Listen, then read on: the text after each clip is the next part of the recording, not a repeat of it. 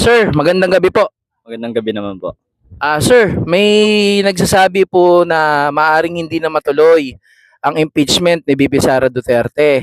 Ang impeachment po kasi ang maaring magbigay ng linaw sa kanyang mga kinasasangkutan na issue. Maaring mapatunayan na siya ay may sala, maaari ring mapatunayan na siya ay walang sala. Kayo sir, ano pong opinion nyo kung hindi na po mangyayari itong impeachment trial at hindi na malalaman yung mga ebidensya na nakalap ng Kongreso? Opinion ko lang po is may rights naman po kaming malaman, lalo't ano, sambayang Pilipino kami na nagbabayad ng tax. Dapat namin malaman kung saan ba napunta yung confidential fund na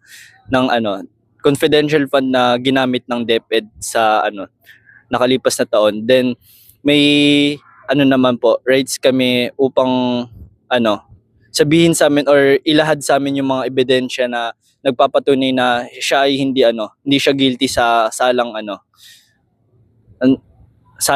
corruption sa pagtakbo ng funds ng DepEd. Kung hindi ba makikita itong mga ebidensya na 'to, sir, kung mananahimik lang halimbawa ang Senado, hindi na natin siya masasaksihan, maaari po bang manatili sa isip ng iba na baka guilty nga?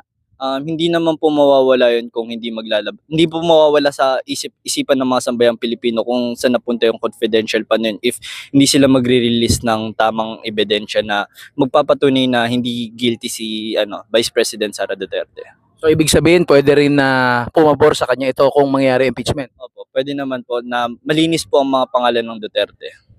Okay po, thank you.